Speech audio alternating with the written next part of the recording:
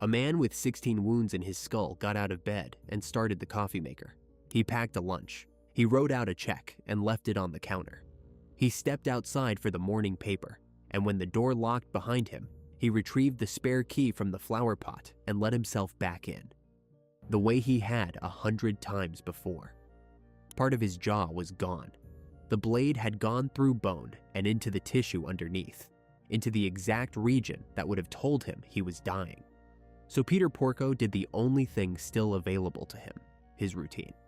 And roughly 230 miles to the west, the person who had done it was already back on the thruway, driving toward campus before the sun came up. Help this channel grow. Like the video, leave a comment, and subscribe for more cases. This helps us a lot. Thank you. Delmar, New York, is a hamlet inside the town of Bethlehem, about 5 miles south of downtown Albany. It is not a place with a reputation. Split levels and colonials, mature maples, driveways with basketball hoops, a high school people move into the district for. The kind of address that shows up in real estate listings as quiet, established, family-oriented. In 2004, the biggest recurring item on the Bethlehem police blotter was teenagers loitering outside convenience stores. 36 Broccoli Drive was one of those houses. 2 stories, attached garage, a small front step with a flower pot beside it. Peter R. Porco was 52 years old. He was born in Norwalk, Connecticut, the son of Jane and Ralph Porco, and he built a career in Albany the slow way, University at Albany, then Albany Law School, then a job most law students avoid, assistant public defender for Albany County. He moved into private practice at a downtown firm, but the work he talked about with the most pride was the least glamorous. He served as a law guardian in the 3rd Department, which meant he stood in Albany County Family Court and represented children who had no one else in the room arguing for them. Custody fights, neglect petitions, cases where the adults were the problem.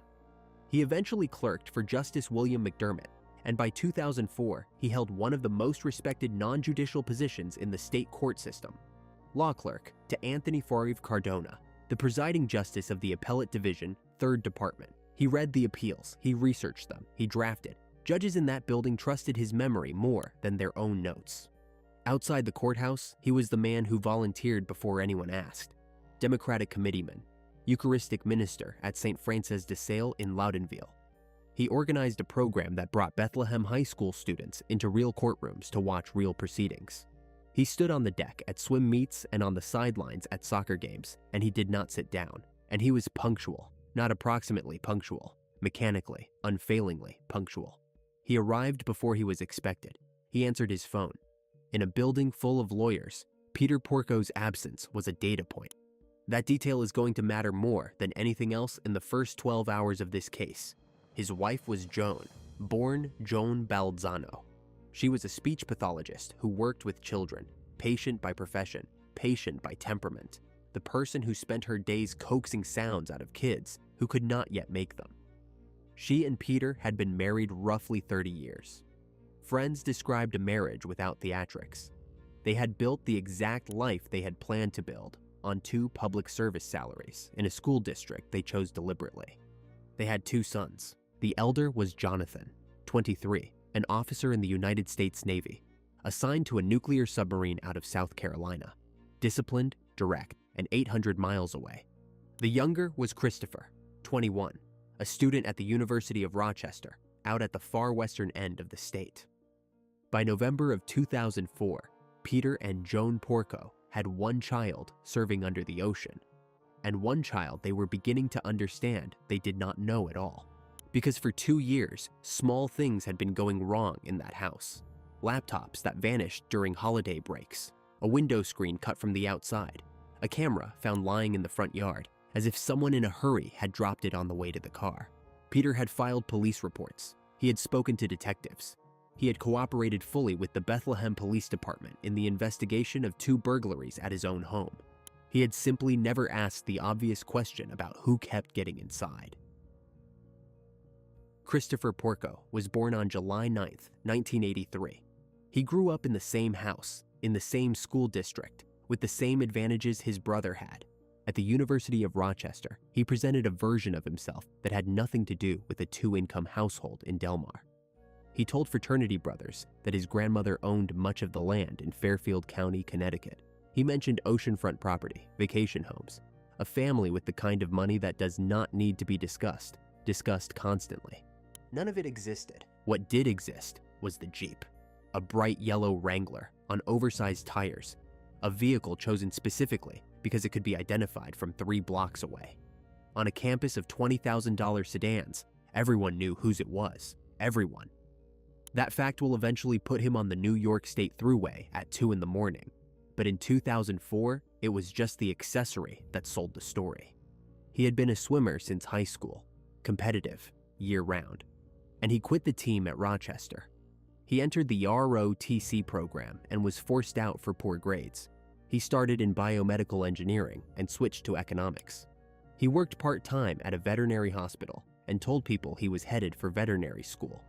The pattern underneath was steadier than the resume. Christopher Porco took things, and then he sold them. Thanksgiving break, November 2002. He was home from school. The Porco house was burglarized, a Macintosh laptop and a Dell laptop taken. A camera reported missing turned up later in the front yard, dropped.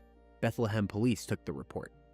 One of the responding detectives, Christopher Bodish, sat in that living room and wrote down what the family told him. He would come back to that house in 2 years under very different circumstances. 20 days after the burglary, one of the stolen laptops sold on eBay to a buyer in California. The seller was Christopher, July 2003. A second break-in at 36 Broccoli Drive.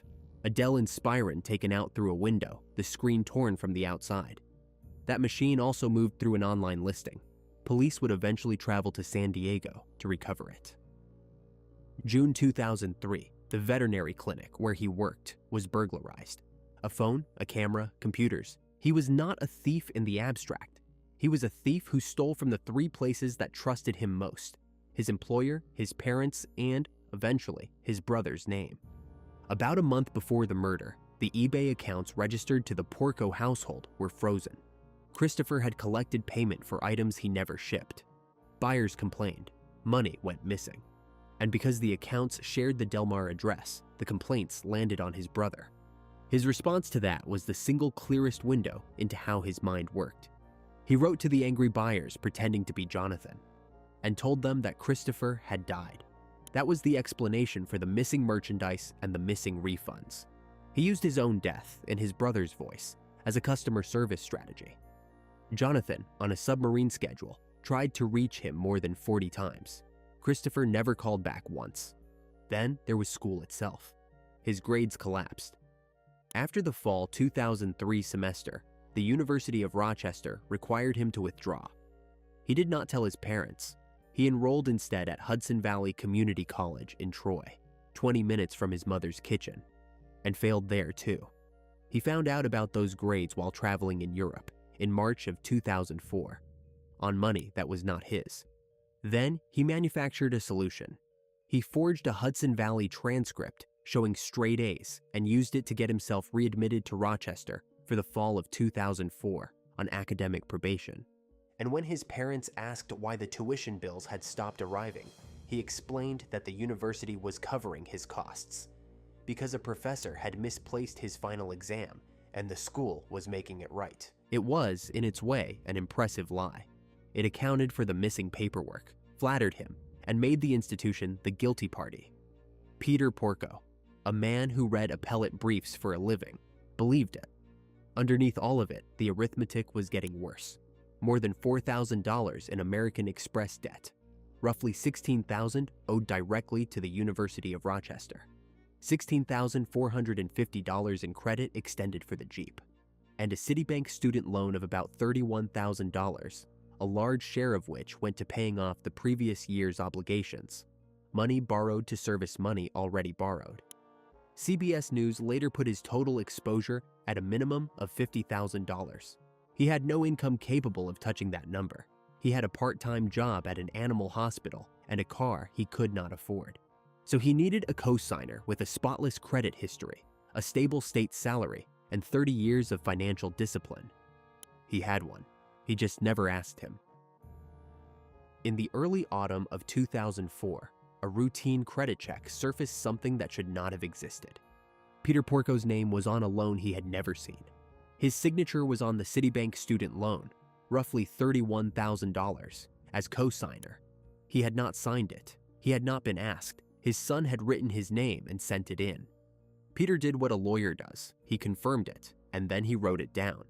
The email he sent to Christopher was blunt in a way that friends said was unlike him. He asked directly whether his son had forged his signature as co-signer. He asked what, exactly, Christopher thought he was doing.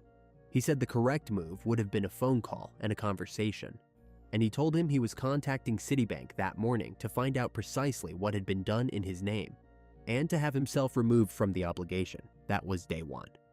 The next day, Peter found the second one, $16,450, a line of credit for the Jeep, same method, same forged name, and the second email is the one the prosecution would eventually put in front of a jury because it does something the first one does not.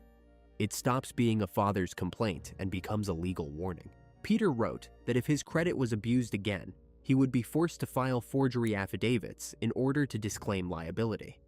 He specified that this applied to the Citibank college loan as well, if Christopher attempted to reactivate it, or to use his father's credit to obtain anything else. He understood what he was describing. A forgery affidavit is not a family document. It is a sworn statement to a lender that a signature is fraudulent. It creates a paper record of a felony with a named suspect, filed by the victim. Peter Porco had spent his career around the machinery of the criminal justice system, and he was telling his 21-year-old son exactly which lever he would pull. And then he closed the email by telling him that he and Joan were disappointed, but that they still loved him and still cared about his future. That is the whole marriage of the thing, a threat and an embrace in the same message. The defense would later argue the relationship was mending, pointing to a subsequent email in which Peter noted the fall semester was paid and said they would sort out the spring at Thanksgiving. Come home, in other words, we'll talk. The prosecution read the same correspondence and saw a countdown, because Thanksgiving was 10 days out. And Thanksgiving was when everything Christopher had built would have to survive being said out loud in a kitchen with his mother present. The forged transcript, the withdrawal from Rochester he had never disclosed, the community college he had failed, the frozen eBay accounts, and the buyers he had told his own brother was dead. 2 burglaries at that address that had never quite made sense to anyone who cared to think about them. Not one of those lies could be walked back, and every one of them was now attached to a father who had just put in writing that his next step involved sworn affidavits. Chief Assistant District Attorney Michael McDermott would eventually reduce the whole motive to a single line of arithmetic. Alive, he said, the parents were worth about $60,000 to their son.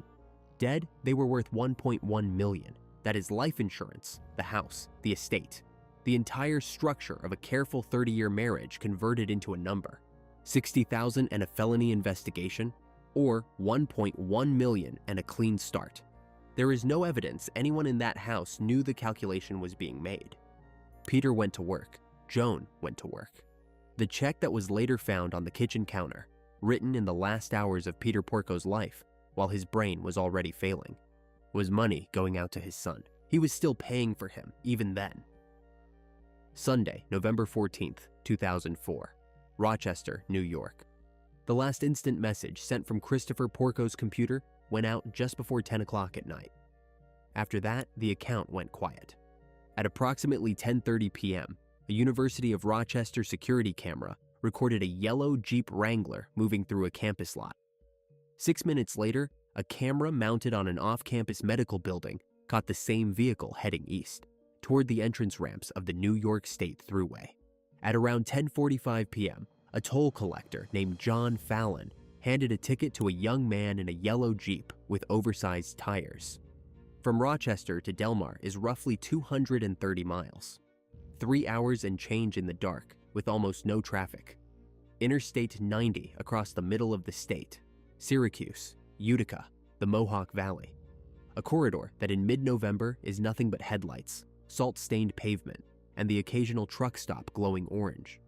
The Easy Pass transponder that would have logged every gantry along that route did not register a single reading that night. Investigators later found it lying loose on the floor of the Jeep. 1:51 a.m. Exit 24, Albany. A toll collector remembered a yellow Jeep coming into her lane too fast, driven by a young white man. Exit 24 is about 9 miles from Broccoli Drive.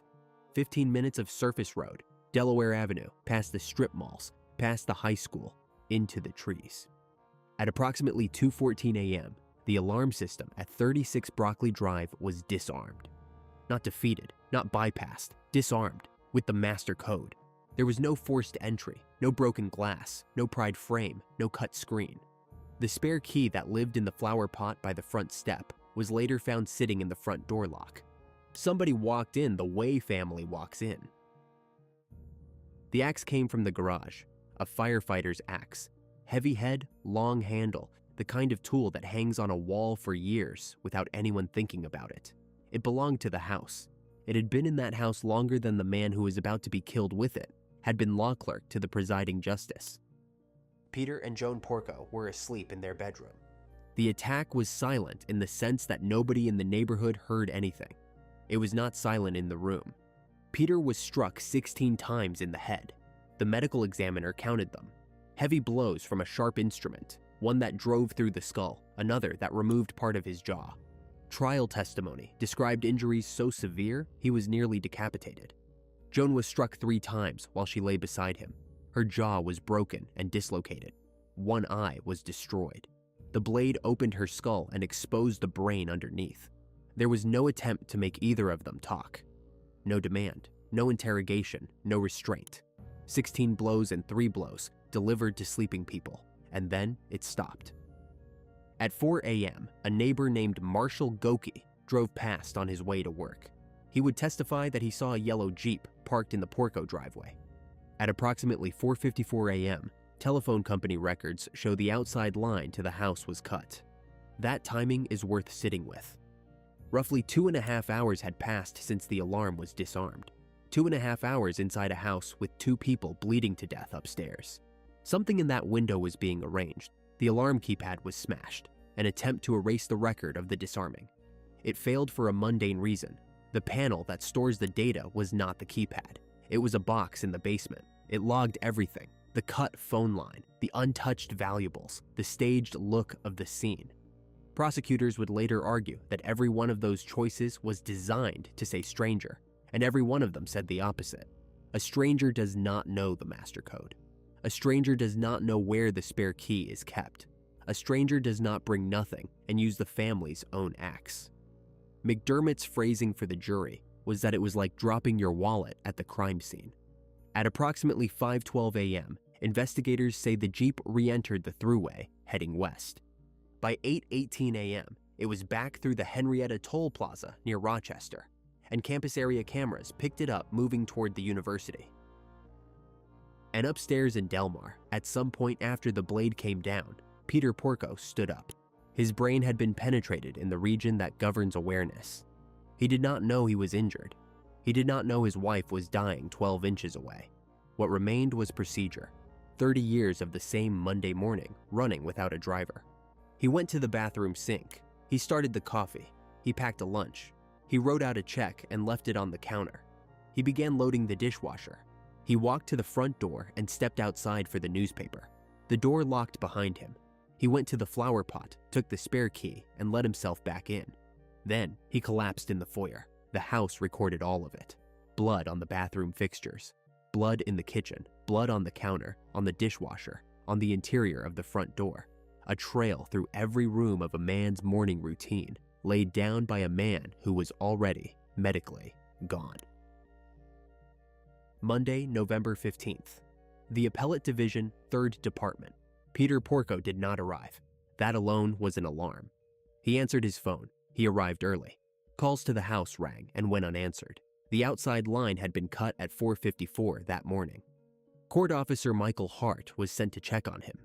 He reached Broccoli Drive at about 11:30. The front door was standing ajar. The key was in the lock. There was blood on the front steps. Hart looked inside and saw Peter Porco lying in the foyer and backed out and called for police and paramedics. The responders went upstairs. Joan Porco was still in the bed. She had been lying there for more than 7 hours with a skull fracture that had exposed her brain, and she was breathing. The axe was on the floor beside her. Detective Christopher Bodish arrived at 36 Broccoli Drive that morning and recognized the address before he recognized the room. He had been in this house 2 years earlier, taking a burglary report from a polite, meticulous lawyer whose laptops had disappeared over Thanksgiving break. Now he was standing over that man's wife while paramedics worked on her, and there was no version of the next few minutes that was going to be clean. The medical reality was that Joan Porco was not expected to survive the ambulance. Her airway was compromised by the damage to her jaw. She could not speak. She could not produce a single intelligible sound. Whatever she knew was going to leave with her. So Bodish asked her questions she could answer with her head. Could she hear him? She nodded. Had a family member done this to her? She nodded. Was it Jonathan? She shook her head. No. Was it Christopher? She nodded. Yes. Paramedics working beside him, the crew that included Kevin Robert, Jim Reagan, and Dennis Wood, reported seeing responsive movement. Someone in that bed was answering. That nod became the single most contested piece of evidence in the case, and it stayed contested for the next 20 years. Here is the argument against it. Joan's neurologist, Dr. Mary Dombovy, would later explain that following a simple physical command and comprehending a complex question are not the same brain function.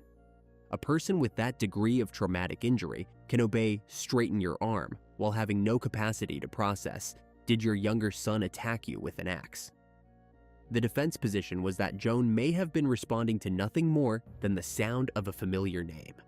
Christopher. She nodded when she heard her child's name, the way an injured mother might. There is a second problem, and it is the one that has kept this case alive in comment sections and courtrooms ever since. Joan Porco does not remember doing it. She was placed in a medically induced coma. She survived, barely and permanently altered. She lost the eye. She lost a section of her skull. Her jaw had to be rebuilt. And when she came out of it, the night of November 14th into the 15th was simply gone. Not fuzzy, absent. In December of 2004, she gave videotape testimony to the grand jury. She did not identify her son. She never has. She later published a letter in the Albany Times-Union asking police to go find Peter's real killer. Christopher was told by phone. He has always said a reporter reached him first, that he dropped the phone, and that he called Bethlehem police himself.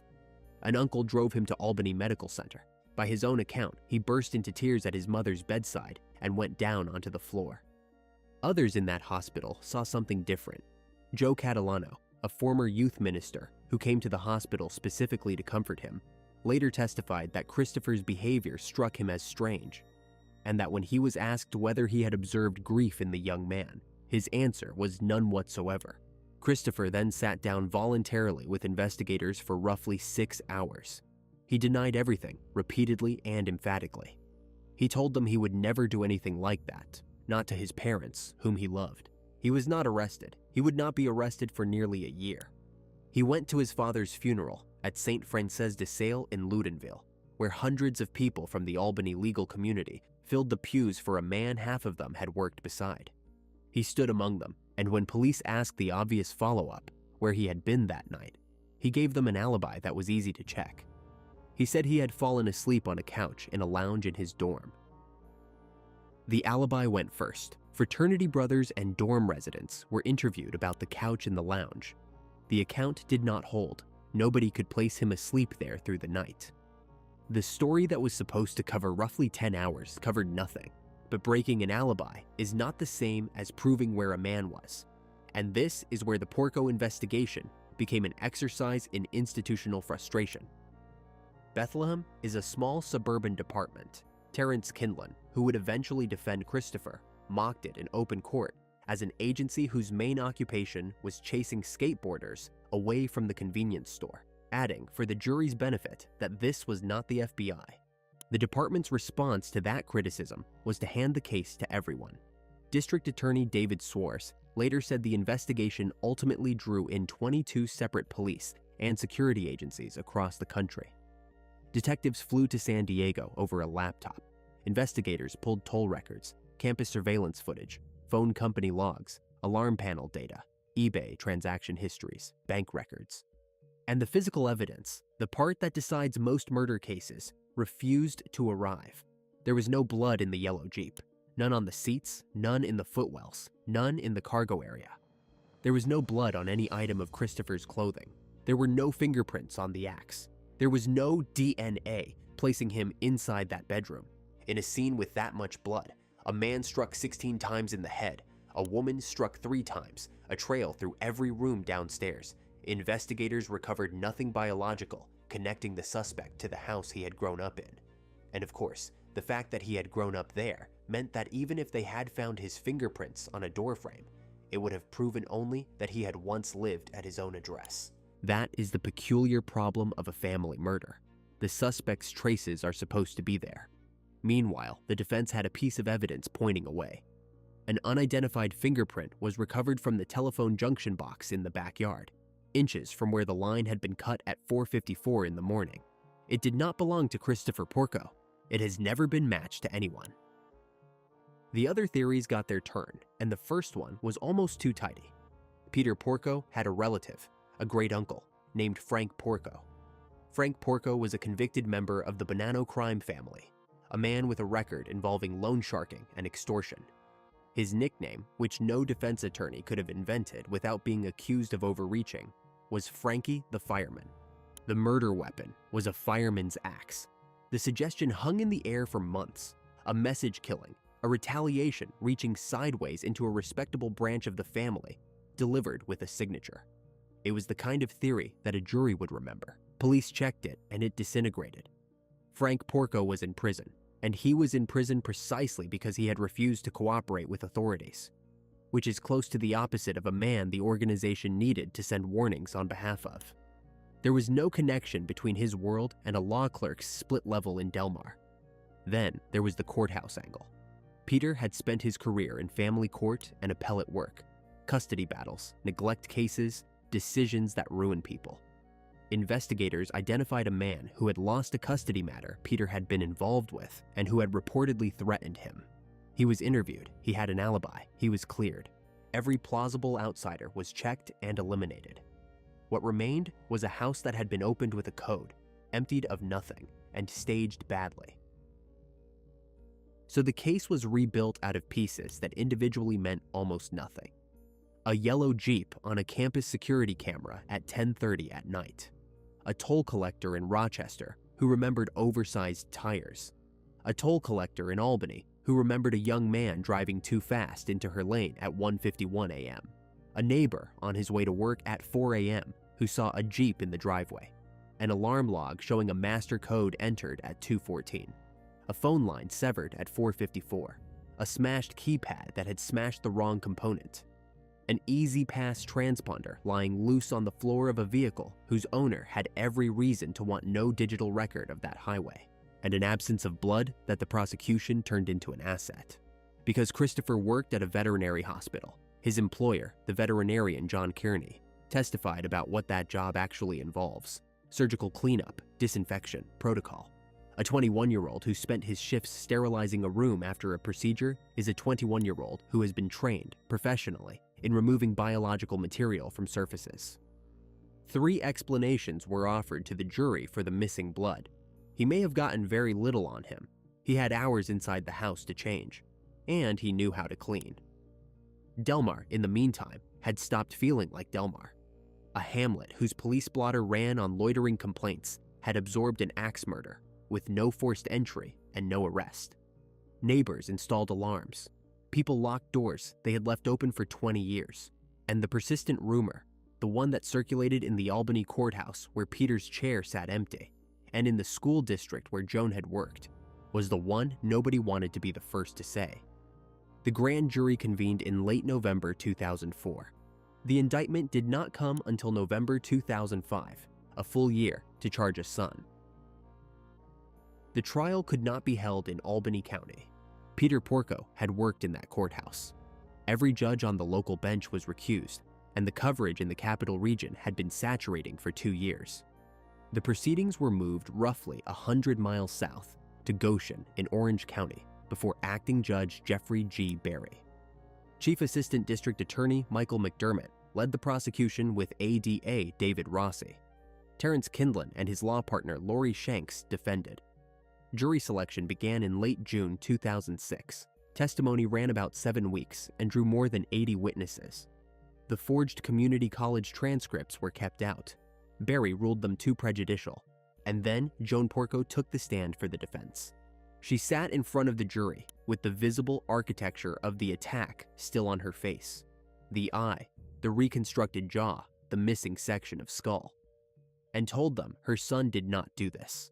She described the boy she had raised. She said she had no memory of that night, no memory of any nod, and no belief in the theory the state had spent 2 years assembling. The prosecution did not attack her. There was no way to. Their position was simply that the most damaged witness in the room was the least reliable one about the only thing that mattered. Jonathan Porco testified as well. The Times-Union described his manner toward his brother as icy and their relationship as strained. On August 10th, 2006, the jury began deliberating at 10:25 in the morning. At 4:12 that afternoon, they sent out a note. Under 6 hours, guilty of murder in the second degree and attempted murder in the second degree. Christopher showed nothing. He later said Lori Shanks had advised him to keep his face still. Joan was not in the courtroom. She was waiting at a hotel in Goshen. Jurors afterwards said they had set the nod aside entirely and convicted on the timeline. On December 12, 2006, Barry imposed the maximum on each count, 25 years to life for the murder, 25 to life for the attempted murder consecutive. Reported variously as 50 years to life and as 46 years to life under the state's sentencing arithmetic. The judge said he feared very much that what happened in those early morning hours was something that could happen again. The appeals ran their course. In March 2010, the appellate division agreed that the nod should never have been admitted. It was not a spontaneous utterance, but an answer to direct, probing questions, and affirmed the conviction anyway, as harmless error. The Court of Appeals affirmed in October 2011. The Supreme Court declined the case in 2012. In 2013, Lifetime aired a film about him. He sued to stop it from prison. The court sided with the network. The litigation dragged until 2022, when it finally ended. In January 2023, new attorneys filed a motion to vacate the conviction, arguing the prosecution's timeline was not merely wrong, but physically impossible. That trial counsel had been ineffective, that evidence had been withheld, and that a juror should never have been seated. They also asked for mitochondrial DNA testing of material recovered from the alarm keypad. As of 2026, that motion has not been decided.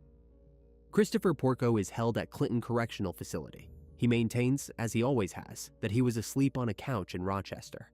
He becomes eligible for parole in December 2052. The check was still on the counter, written in the last hour of Peter Porco's life by a man whose brain had already been opened, in handwriting that had not yet learned it was dying. Money moving toward his son. The same direction it had always moved, $60,000 alive, 1.1 million dead. That was the arithmetic somebody did at a desk in Rochester. And the number that came back was wrong in every way a number can be wrong, because what it actually purchased was a father buried in November, a mother who lost an eye, a portion of her skull, and the entire night, a brother who stopped speaking to him, 50 years in a cell 300 miles north of Delmar, and a woman who still says he didn't do it, about the only night of her life she cannot remember. If you are finished watching, you're a real fan of true crime. Subscribe to the channel, turn on notifications, and give it a like. See you in the next video.